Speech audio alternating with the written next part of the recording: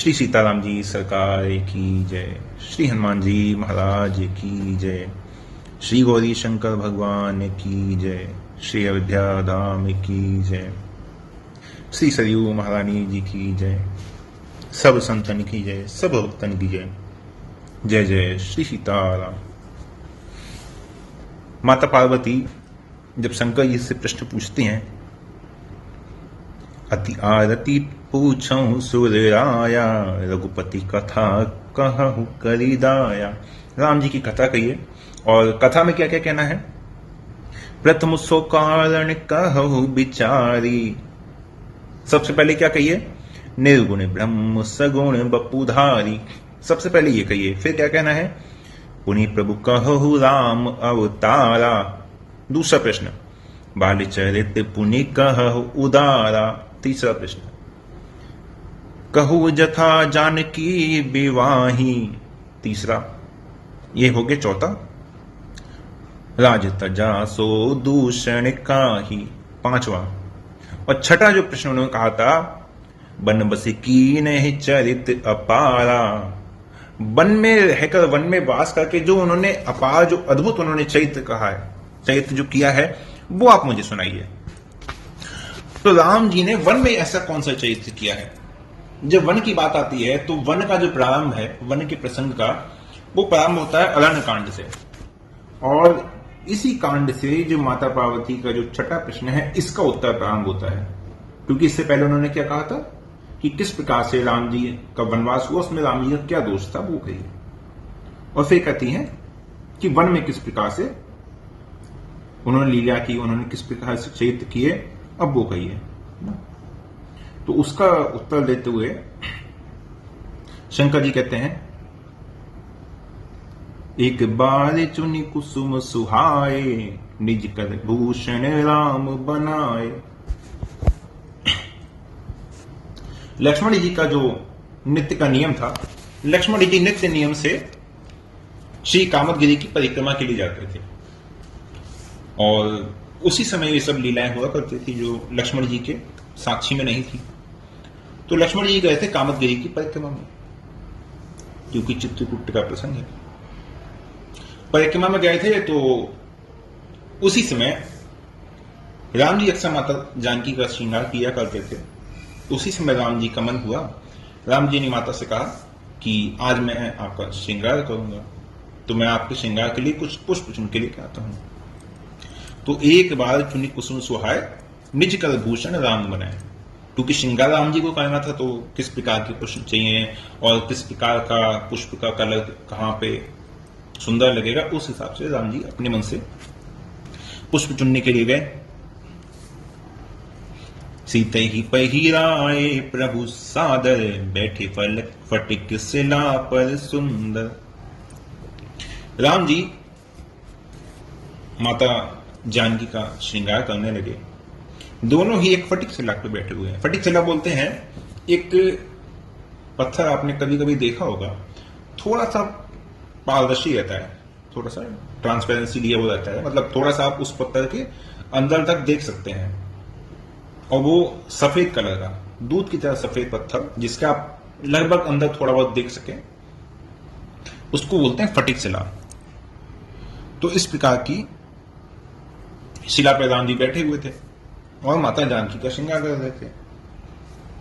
तो ये लगभग नित्य का ही नियम राम जी का कहेंगे, अक्सर ये राम जी के द्वारा होता था। इधर देवता बहुत परेशान, क्योंकि रावण ने नाक में दम कर रखा था।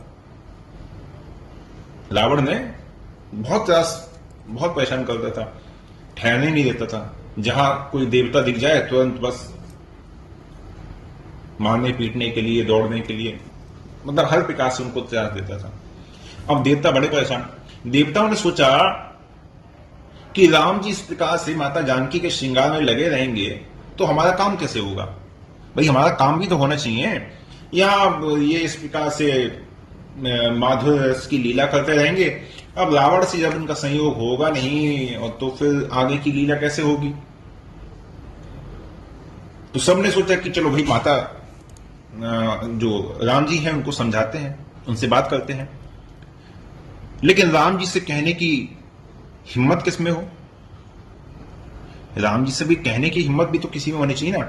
कोई साहस नहीं कर पाया कि राम जी से हम कहें, किसी में साहस नहीं था। तो इंद्र का एक पुत्र था जयंत, जयंत था, और राजा भले ही उदार हो, लेकिन जो युवराज होता है, राजकुमार होता है, वो कभी कभी थोड़ा सा उद्दंड हो जाता है। यदि पिता के पास ज्यादा संपत्ति हो, ज्यादा मान बड़ाई वैभव हो। वैसे क्या था, जयंत कभी भी किसी लोक में चले जाए तो, अब इंद्र क्या है, त्रिलोकी की राजा है, तो किसी भी लोक में चला जाए तो राजकुमार आइए, है ना, राजकुमार युवराज आइए, अवगत कीजिए, सब बड़े आदर सत्कार से पूछते थे, बैठालते थे, ये खाइए, ये खाइए, ये लीजिए, ये लीजिए, कुछ दिन रुकिए, आनंद मंगल कीजिए यहीं पे।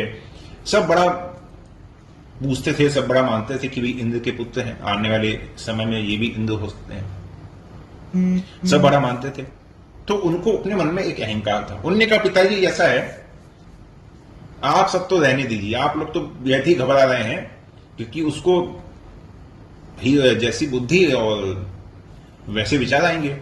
उसने कहा कि आप लोगों को लगता है कि ये रावण को मारेंगे,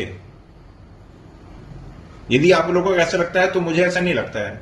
ये जिस प्रकार से एक स्त्री का श्रृंगार कर रहे हैं, है ना, राग रंग में डूबे हुए हैं, है ना, अपने हाथों से पुष्प चुन के लेके आ रहे हैं, गजरा बना रहे हैं, पुष्पों से श्रृंगार कर रहे हैं, ये रावण को मारेंगे, ये नहीं मार सकते। और यदि ऐसा है तो कोई बात नहीं, परीक्षा लेने में क्या जाता है, परीक्षा लेने में कुछ जाता थोड़ी है, परीक्षा करके ले लेते हैं।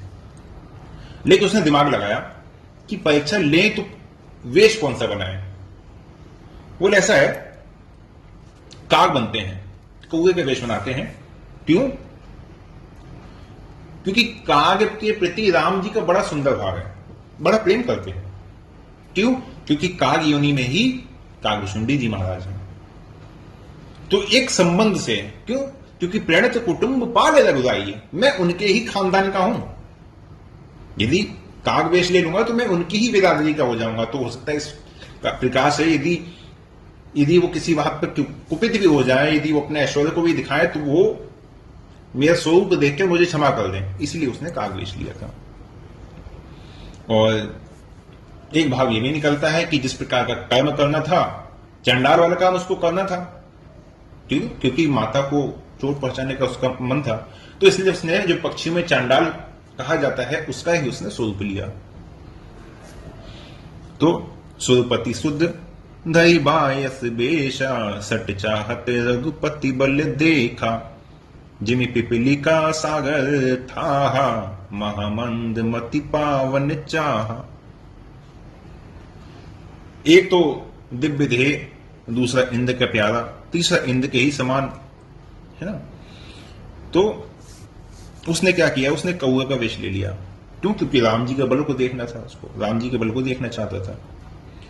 और गोस्वामी जी ने क्या कहा कि जैसे कोई चींटी समुद्र की था पाना चाहे, उसी प्रकार से जयंत को लगा कि वो राम जी के बल को पहचान लेगा, वो राम जी के बल को किसी प्रकार से जान लेगा। सीता चरण चोच हति भागा, मूल मंद मति कारण कागा।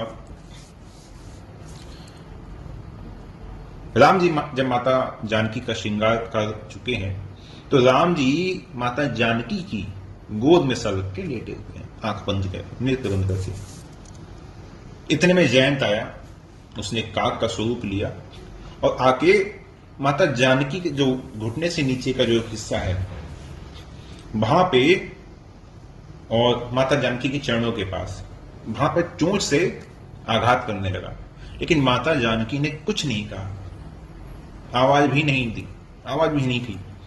उन्हें लगा कि यदि मैं आवाज करती हूं, कुछ भी कहती हूं, तो प्रभु की निद्रा खुल जाएगी, है ना, प्रभु की निद्रा खुल जाएगी। इसलिए माता जानकी कुछ नहीं बोली, चुपचाप सहती रही।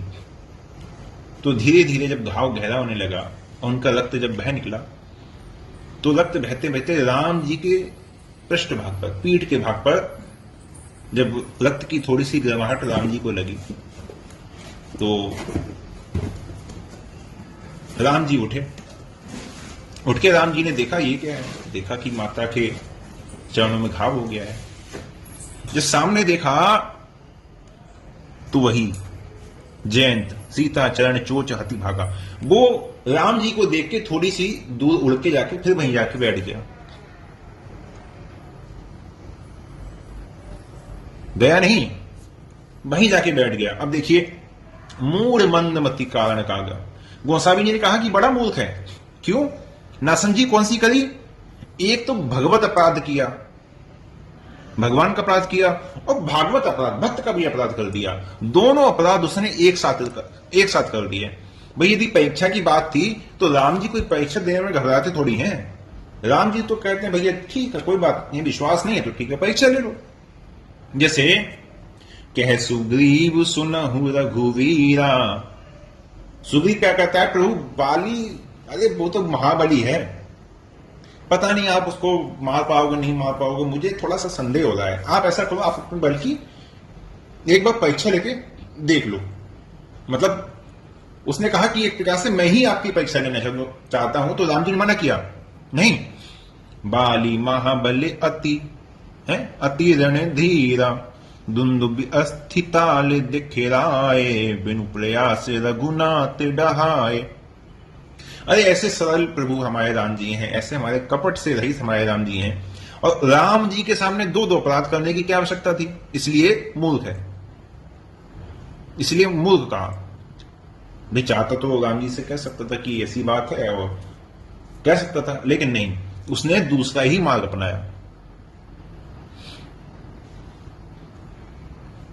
तो सीता चरण चोच, सीता जी के चरणों में चोच मारी। और अलग अलग ग्रंथों में, अलग अलग रामायणों में अलग अलग स्थान माता जानकी के लिए आता है। कहीं पे आता है कि माता जानकी के गाल पे चोट मारी है, कहीं आता है कि उनके हथेली पे चोट मारी है, कहीं आता है कि उनके पेट पे चोट मारी है। तो अलग अलग ग्रंथों में अलग अलग स्थान बताया गया है। लेकिन गोस्वामी जी का जो लिखावट है ना, शंकर जी का जो भाव है, एक मर्यादित भाव है। इसलिए माता जानकी के चरणों की ही बात कही है कि माता जानकी के चरणों में ही चोट मारी है। तो कभी यदि ऐसा कहीं बात यदि आप सभी के सामने आ जाए कि वहां तो ऐसा लिखा है, वहां तो ऐसा लिखा है, तो थोड़ा सा यहां पे ये अंतर आपको दिख जाएगा। क्योंकि शंकर जी इस चरित्र को कह रहे हैं, और शंकर जी राम जी के भक्त हैं, माता जानकी को माता की दृष्टि से देखते हैं, इसलिए उनकी जो दृष्टि है ना, ये बहुत शुद्ध है, बहुत पवित्र है। इसलिए वो वहां पे गोस्वामी जी ने चरण शब्द का प्रयोग किया है। ठीक है। चला रुधिर रघुनायक जाना, सीख धनुष सायक संघाना। चला रुधिर रघुनायक जाना, जब माता जानकी का जब रक्त बह चला और राम जी को थोड़ी सी गर्माहट लगी, है ना, क्यों? क्योंकि उनके अंक में आराम कर रहे थे। तो जब गरम गरम रक्त जब उनके शरीर से जब संयोग हुआ, तब उनको पता चला, नहीं तो राम जी तो देवताओं के रक्षक हैं। अब श्रृंगार में थे, इसलिए पास में धनुष बाण भी नहीं था, इसलिए धनुष बाण भी नहीं था, और वो आया था परीक्षा के लिए। तो राम जी उसको एक परीक्षा के माध्यम से ये भी दिखाना चाहते थे कि मेरा धनुष बाण तो बहुत बड़ी चीज है। मेरे यदि तुम बल की था पाने आए हो, तो मेरे धनुष बाण से तो मुझे बाण चलाने की आवश्यकता ही नहीं है। तुम्हारे लिए तो मेरे द्वारा छोड़ा गया, फेंका गया एक सींग का टुकड़ा ही बहुत है, यदि तुम्हें मेरे बल की ही था पानी है तो सींक धनुष सहायक संघाना। क्यों? क्योंकि परीक्षा लेने आया, इसलिए राम जी ने सींक का ही धनुष बनाकर उस पर बाण का संधान किया और बाण उसकी ओर छोड़ दिया, क्योंकि परीक्षा लेने के लिए आया था। अति कृपाल रघुनायक सदा दीन परने, तासन आय कीन चल मूलक अब गुण गे। राम जी अत्यंत कृपालु हैं। राम जी बहुत कृपा करने वाले हैं। जितने भी राम जी के चरित्र आप देखेंगे, है ना, कोई भी चरित्र ऐसा नहीं है जहां पे राम जी ने अंत में कृपा न की हो। भले ही राम जी का स्वभाव ऊपर से कहीं पे भी किसी भी चरित्र में कितना भी ऊपर से कठोर दिखा हो, है ना, और चाहे किसी ने उनका अपराध ही क्यों ना किया हो, तो भी वो क्रोध नहीं करते। सुन सुरेश रघुनाथ सुभाऊ, निज अपराध साई न काऊ। उनका दीन पर सदा प्रेम रहता है ना। यदि दीन पर प्रेम ना होता तो देखिए सुग्रीव को बल पे संदेह था, लेकिन उन पर कृपा करी, उन्हें अपना बल भी दिखाया और उसका कल्याण भी किया। भाई ऐसे राम जी से छल करना मूर्खता ही तो है। भाई छल तो वहां किया जाता है जहां सरलता से काम ना चले, और जहां ऐसे कृपालु हैं, ऐसे रघुनाथ जी हैं, उनसे छल करना तो ये तो मूर्खता ही है। प्रेरित मंत्र ब्रह्म सर धावा, चला भाजी बायस भय पावा। धरि निज रूप गय उपति पाही, राम विमुख राखा ही नाही। प्रेरित मंत्र ब्रह्म सर धावा, ब्रह्मसर मंत्र से प्रेरित जो ब्रह्मास्त्र है वो उसकी वो दौड़ा। अब दौड़ा तो बड़ा भयभीत हो गया, भयभीत हुआ तो भाग चला। जब भागा तो अब पहचाने कौन, इसलिए सबसे पहले अपने स्वरूप को बदला। सबसे पहले अपने रूप को बदला कि भाई स्वर्ग में जाऊंगा तो कम से कम पिता के सामने जाऊंगा तो पिता कम से कम पहचाने तो, क्योंकि ब्रह्मास्त्र है। ब्रह्म अस्त्र ही साधा, कपि मन कीन विचार। जौन ब्रह्म सर मानयो, महिमा मिटई अपार। तो ब्रह्मास्त्र की बहुत महिमा है। ब्रह्मांड में सबसे जो शक्तिशाली है वो ब्रह्मास्त्र है। अब धरि निज रूप, अपना रूप रखा जिससे कि जो पिता है वो पहचान ले कि हाँ भाई मेरा पुत्र है। पुत्र को देखेंगे इस स्थिति में तो रक्षा करेंगे, क्योंकि पिता को पुत्र प्यारा होता है। सुत की प्रीति प्रीति मीत की। तो इंद्र के पास गया, लेकिन इंद्र ने मना कर दिया। राम विमुख राखा तही नाही। राम विमुख जाना है ना, राम विमुख थर नरक न रही। भाई राम जी के विमुख को नरक में भी जगह नहीं मिलती है, तो स्वर्ग की तो बात ही छोड़ दो। जब नरक में भी इसको जगह नहीं मिलती तो भला स्वर्ग में कैसे रहने को मिले हैं। गोस्वामी जी ने दोहाबली में एक बड़ी सुंदर बात कही है। वर्षा को गोबर भयो, को चाहे को कर प्रीत। भाई बारिश के गोबर को कौन चाहेगा, कौन किसे प्रीत करेगा, कौन उसे प्रीत करेगा। तुलसी तू अनुभवी, अब विमुख राम की नीत। है ना, राम जी से विमुखी की यही रीति हो जाती है, जैसे बारिश का गोबर, वो किसी काम का नहीं रहता है ना। और राम विमुख का पाप इतना तीव्र माना जाता है कि नरक में भी जगह नहीं मिलती है। अति बड़ी मोदी ठिठाई खोली, सुन अघ नरक ही नाक सकोरी। गोस्वामी जी अपनी दीनता में कहते हैं। तो अब जब पिता ने भी जब छोड़ दिया तो भा निराश उपजी मन त्रासा, जथा चक भय ऋषि दुर्वासा। भा निराश उपजी मन त्रासा। अभी तक क्या था, अभी तक उसके मन में त्रास नहीं था, केवल भय था, है ना, भय था। अभी तक दुख नहीं है, त्रास नहीं है, अभी तक भय था। भय था तो सोचा कि वे पिता हैं, देवराज हैं, इंद्र हैं, जब पिता के पास जाऊंगा तो पिता कृपा करेंगे, रख लेंगे। जब पिता रख लेंगे तो फिर जो ब्रह्मास्त्र है उसका भी पिताजी कुछ ना कुछ समाधान कर देंगे। तो जैसे ही पिता के पास गया तो पिता ने मना कर दिया। अब क्या होगा, भयभीत हो गया, और भयभीत हो गए, चिंता भी हो गई। जब पिता ने ही रक्षा नहीं करी तो फिर कौन करेगा, कि भाई देवताओं का राजा है, जब राजा ही रक्षा ना कर सके तो प्रजा फिर क्या रक्षा करेगी। और रक्षा करनी तो दूर रहा, यदि कोई राम जी से विमुख हो जाए तो मां तो मृत्यु पितु समान समाना, पिता तो फिर उसके लिए विष के समान है। और इसके बाद ब्रह्मधाम शिवपुर सब लोका, फिर आश्रमित व्याकुल भय शोका। पहले उसे लगता था कि भी पिताजी रक्षा कर लेंगे, है ना। और इधर यथा चक्र भय ऋषि दुर्वासा, जैसे दुर्वासा ऋषि जब भागे हैं और जब सुदर्शन चक्र ने जब उनका परीक्षा किया है तो जितना भागते थे उतना ही दौड़ता था उनके पीछे। जहां जहां जाते थे वहां वहां उनका पीछा करता था। जहां जहां जिस जिस लोक में गए उनकी रक्षा किसी ने नहीं करी। वही स्थिति जो जयंत वाली है कि काहू बैठे ने कहा ना ओही, राखी को सकही राम कर दो ही। तो ब्रह्मधाम शिवपुर सब लोका, फिर आश्रमित व्याकुल भय शोका, है ना। ब्रह्मधाम, कहीं कहीं ग्रंथों में यह भी आता है कि नारद जी की जगह ब्रह्मा जी ने उसको उपदेश किया कि तुम राम जी की शरण में जाओ, लेकिन मानस जी में नारद जी की बात कही है, ठीक है। इसलिए मैं सब ग्रंथों का लगभग थोड़ा थोड़ा भाग आप सभी को सुनाते हुए चलता हूं, ठीक है। अब जयंत आगे आगे, अब जो कुश था वो उसके पीछे पीछे आकाश में रक्षा के लिए कई प्रकार से उसने कोशिश की, सब प्रकार के लोगों में गया। उसके पिता जितने महर्षि थे, सप्त ऋषि थे, सब ने उसका त्याग कर दिया, है ना। किसी ने भी उसको शरण में नहीं रखा। उसने सोचा कि ब्रह्मलोक की बात है ना, ब्रह्मधाम, सोचा ब्रह्मा जी का अस्त्र है और ब्रह्मा जी से तो जान पहचान है ही, आना जाना है ही ब्रह्मलोक में, तो कोई बात नहीं है। ब्रह्मा जी के पास जाएंगे तो ब्रह्म बाण है, तो ब्रह्मा जी अपने बाण से तो रक्षा कर ही लेंगे, तो सिर्फ ब्रह्मा जी के पास गया, है ना। लेकिन वो ये बात भूल गया था कि जो खल भय श्री राम कर दो ही, ब्रह्म रुद्र सकरा की न तो ही।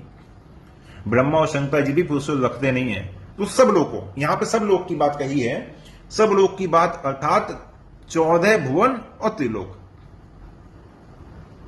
सब में गया। रवि शशि पवन वरुण धनधारी, अग्निकाल जम सब अधिकारी। ये अष्टलोकपाल कहे जाते हैं। तो अष्टलोकपाल के लोक में भी गया, उनसे भी जाके शरण मांगी कि आप सब लोकपाल कहलाते हो, हमारी रक्षा कीजिए, हमारा पालन कर लीजिए, मैं आपके लोक में हूं। अर्थात बैकुंठ में, महावैकुंठ में, यक्षलोक में, नागलोक में, किन्नर लोक में, जितने भी लोक में वो जा सकता था सब लोक में गया, है ना। ब्रह्मधाम शिवपुर सब लोका, कोई लोक उसने छोड़ा नहीं कि जहां वो ना जा सके। ब्रह्मधाम शिवपुर सब लोका, फिरा श्रमित व्याकुल भय शोका। फिरा श्रमित, श्रमित अर्थात श्रम से थक गया। क्यों? क्योंकि करोड़ों योजन चल चुका था, है ना। श्रम हो गया, व्याकुलता भी हो गई, भय भी हो गया, शोक भी हो गया। शोक कि बुरा हुआ, अब जान नहीं बचेगी किसी प्रकार से, ये जो अस्त्र मेरे पीछे पड़ा है ये छोड़ेगा नहीं। तो काहू बैठन कहा न ओही। अब यहां पे बात कभी आप लोगों के सामने भी उठ सकती है, कोई भी बात आप सभी के सामने भी कह सकता है। क्या? काहू बैठन कहा न ओही, है ना। अब समझिए, किसी के पीछे मृत्यु पड़ी हो, कई ऐसे प्रसंग में आता है कि उसे मृत्यु का भय हो और वो किसी के पास चला जाए और उससे जाके कहे कि मेरी रक्षा करो। ठीक, थोड़ा सा इसी में प्रसंग है लेकिन थोड़ा सा गूढ़ विषय है। ठीक, अब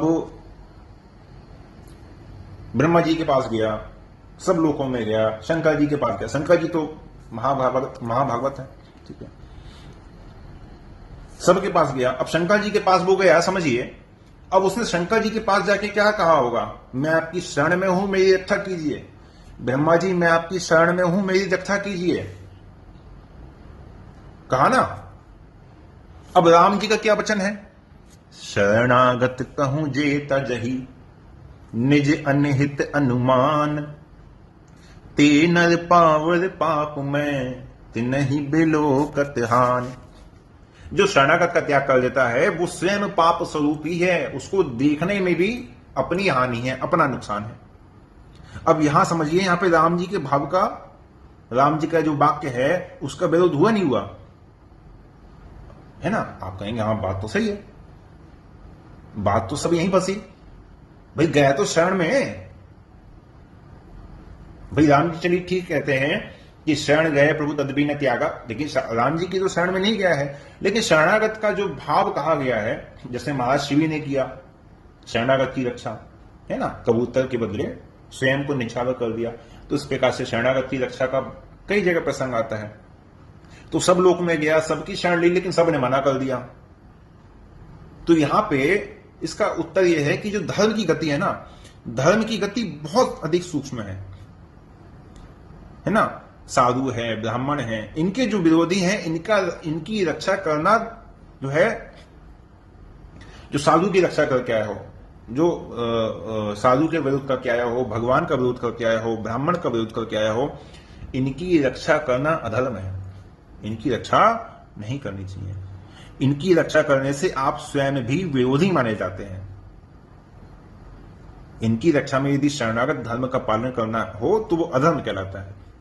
इसी प्रकार यहां पे राम विरोधी का नाम नहीं लेते हैं। काहू बैठन कहा ना ओ ही, पर्टिकुलर किसी का नाम गोस्वामी जी ने नहीं लिया, किसी ने भी शरण में लेने को नहीं कहा, किसी ने बैठने को भी नहीं कहा, है ना।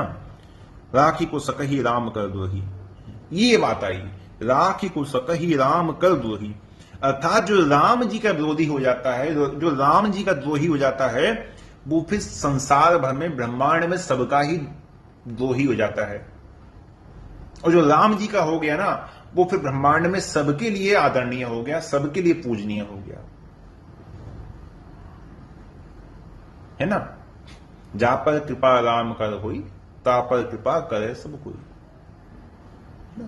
तो जो राम जी की जिस पे कृपा हो गई, जो राम जी का जन हो गया, वो फिर सारे ब्रह्मांड में ही उसकी गति है, फिर तो वो ब्रह्मांड में कहीं चला जाए फिर उसका पता नहीं हो सकता। लेकिन राम जी का जो विरोधी हो गया, फिर तो उसकी दुर्दशा होनी ही होनी है, फिर कोई उसको रखने वाला है नहीं। जो खल भय श्री राम कर द्रोही, ब्रह्म रुद्र सक राखी न तो ही, है ना। तो राम जी का जो द्रोही है वो जीव मात्र का द्रोही है, इसलिए किसी ने भी उसकी रक्षा नहीं कही। रक्षा की तो बात दूर कहो, किसी ने उसको बैठने की भी बात नहीं कही, बैठने के लिए भी नहीं कहा, ठीक है। मातु मृत्यु पितु समन समाना, ये राम जो द्रोही है उसकी स्थिति है। मातु मृत्यु पितु समन समाना, सुधा होई विष सुनु हरि जाना, मित्र करे सत रिपु के करनी, ताकहु विबुध नति बैतरणी, सब जगु ताहि अनल हुते ताता, जो रघुवीर विमुख सुनु भ्राता। मातु मृत्यु पितु समन समाना, है ना। यहां पे ता कहूं विबुध नदी वैतरणी, वैतरणी नदी की बात आई है। वैतरणी नदी जो यम के द्वार पर बहती है, ठीक है। कहते हैं कि बहुत तेज इसका बहाव है, जल बहुत गर्म है, बदबूदार है, हड्डियां, लहू, बाल ये सब भरे हुए हैं, ये भी माना जाता है। और ये भी कहा जाता है कि जीव के मरने पर उसको ये नदी पार करनी ही पड़ती है, जिसमें उससे बहुत कष्ट होता है। लेकिन यदि किसी ने अपने जीवन में गौदान किया हो तो गौ की सहायता से वो सहज में पार हो जाता है, ठीक। इस नदी का उद्गम कैसे हुआ, तो पुराणों में कथा आती है, जब माता सती का जब वियोग हुआ तो शंकर जी रोने लगे, और शंकर जी के जो आंसू थे उनका प्रवाह देखकर देवता लोग बहुत बहुत अधिक ज्यादा डर गए। तो उन्होंने शनिदेव से प्रार्थना करी कि आप इस प्रभाव को ग्रहण करके इसे सोख लो। तो शनिदेव ने जब शंकर जी के जब आंसुओं को जब ग्रहण करना चाहा तो वो सफल नहीं हुए। तो अंत में शनिदेव के साथ से होकर जब ये बहने लगी तो ये वैतरणी नदी बनी, और इसका विस्तार 2 योजन का माना जाता है, ठीक है। तो कथा में आगे बढ़ते हैं, है ना। मातु मृत्यु पितु समन समाना, इसका तात्पर्य ये ले लेते हैं कि जब जयंत जब गया है देवराज इंद्र के पास में, तो ये माना जाए कि वहां पे देवराज की जो पत्नी थी वो भी वहीं पे थी, है ना, क्योंकि माता पिता का साथ में दिया है। तो उनकी माता सची थी, वो उनके लिए मृत्यु समान हो गई, और पिता यमराज के समान कठोर हो गए कि पिता के पास गए, ठीक है। तो सब उसके लिए विपरीत हो गया। सुधा होई विष सुनु हरि जाना, मित्र करे सत्य रिपु के करनी, ताको विविध नदी बैतरणी, सब जोगता ही अनउते ताता, जो रघुवीर विमुख सुन रहा। तो राम जी से विमुख के लिए जितने हैं सब विरुद्ध हो जाते हैं। समय अधिक हो रहा है, क्या करें। ऐसा करते हैं, आज के लिए यहीं विश्राम लेते हैं।